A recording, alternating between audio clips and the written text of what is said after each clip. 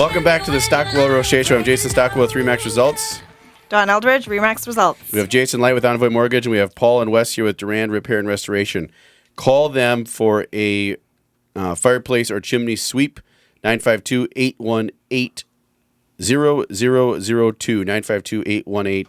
952-818-0002, or you can find their information on tcrealestatehour.com, tcrealestatehour.com, or Facebook under the Stockwell Roche Show. We talked about something on break that made me think, because of what I've seen for trends, we're talking about, and what I've heard over and over again, and I've seen in the last, 10, it seems like, or since I've been selling real estate, is people will take and convert gas will convert their wood burning to gas a lot because of it's dirty, it's smoky, it's smelly, they're allergic, they have asthma, or whatever it may be. But you guys said on break that the trend is shifting now to people actually using and liking the wood burning again. Is that what's going on with that? I haven't seen as much of that, I guess, or paid attention to that as much. What have you seen on that? I've actually had several buyers that prefer wood burning. They don't want gas. It's very interesting. Really? Yeah. And that's more recent. Probably within this last year, I've seen that trend turn around.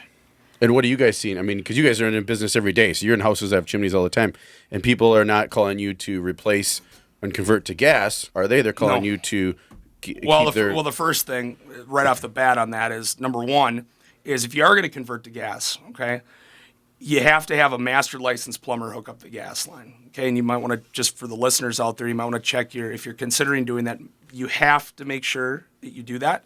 They're the only people, it has to be a master licensed certified plumber in the state of Minnesota, and they will be the guys heading up the plumbing shop. Reason being, if you read through your home insurance, let's say that gas line's not connected properly from the gas, where it's coming from, the main, into that component, and there creates a leak and it becomes hazardous, or worse yet, case scenario, obviously, we know gas is extremely combustible, and we don't need to talk about houses blowing up, but the point is, if something like that was to happen and you did not have that installed properly by said masters, your insurance company may not cover it. Wow. And we see this also on the same hand with flashing on the side of a house that, step flashing. It's okay for us, for example, to put what's called a riglet in on flashing up on your roof. But if you have to have your chimney tore down below your roof line, even though Paul and I both know how to do the flashing, the problem is that that's roofing, and roofers have to have a very specific license, and if that flashing leaks, same issue. Okay, so that's where you have to have that. When we've used several different roofing companies that have their licenses, and then we have to sub that out, and they're good people, they're trusted companies in the Twin Cities. But again, if it leaked and we did it, my insurance company won't cover it because it's not masonry; it's considered roofing. And the roofer has the license, and he's the one that has to do it if we go below the roof line. So just food for thought there. A little off topic maybe. Yep. No, that's good. That's good. Great information for people to know if they're doing something on it. So you're going to the people that have. But back to, I just want to know. The trend. Yeah. Where's this trend coming from? I think a lot of it just is people, have grown up as they were kids, and mom and dad or grandpa and grandma lit fires in the house. They like the smell, the nostalgic of it. And so a lot of the places we go to, people have cords and cords of wood stacked in the back. They have the little sheds for them built. So I think it's a lot of the nostalgia piece that you're like, yeah, I want to have that smell. Everybody that we go to, how long are we going to be not able to use our fireplace? It's really? The big yeah, question. Wow. It is. Talk about our current customer. We're dealing with it right now. Yeah, they want to have fires and they want to be able to use their fireplaces a lot right now, even though it hasn't been super cold. They're just for the nostalgia piece. They like the fire, the crackling. Yep. It's the holidays. It's the perfect time for it. The Yule log. Yeah, the Yule log. So so that's really the big thing right now is how long is we going to be not able to use our fireplace?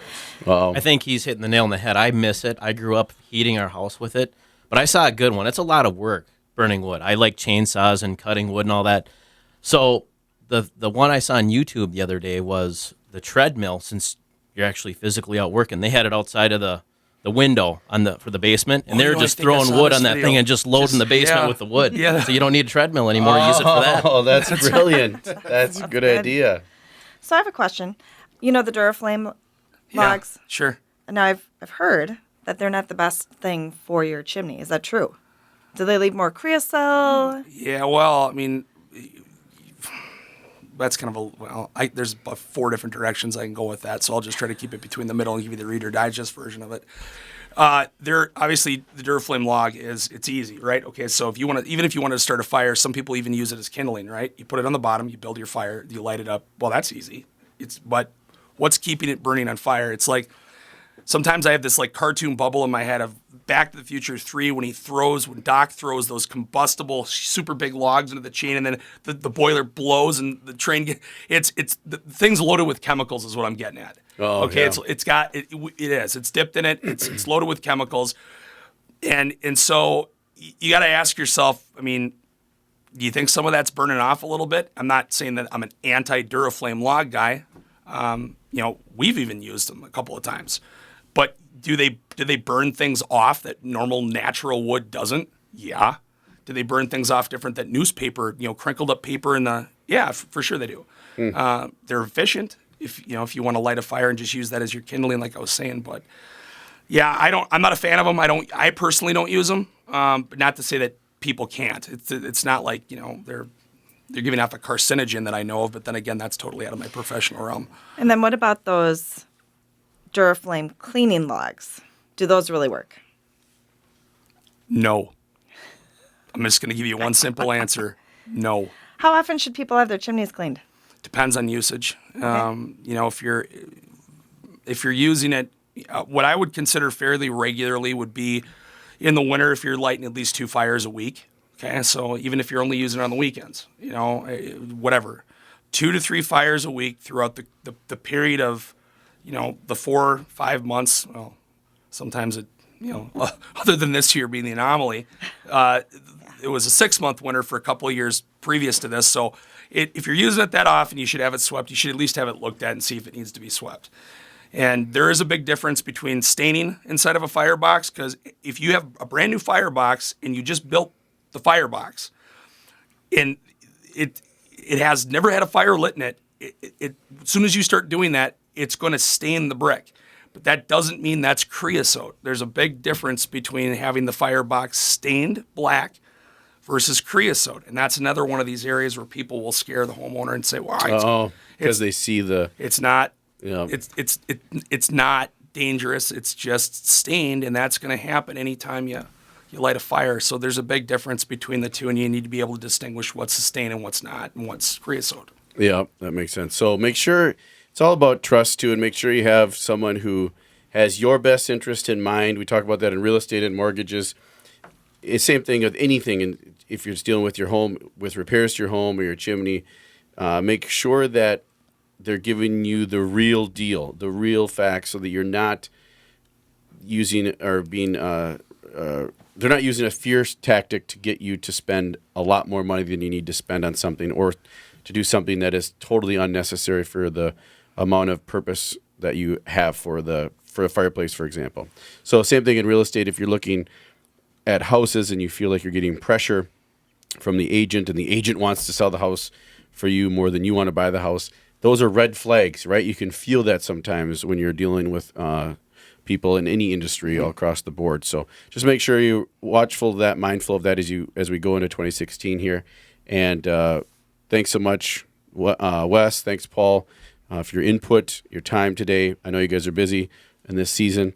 Call them at 952-818-0002, 952-818-0002 to get a quote on a chimney sweep, or if you have any issues, or if you're like me, where you're getting pressure from your family to light a fire and you're afraid. But thanks again, everybody. We'll be back next week. This is the Stockwell Rocher Show every Sunday at 10 a.m. I'm Jason Stockwell with Remax Results. Don Eldridge, Remax Results. And thanks, Jason Light with Envoy Mortgage as well. Remember, love yourself and love others. Have a great week.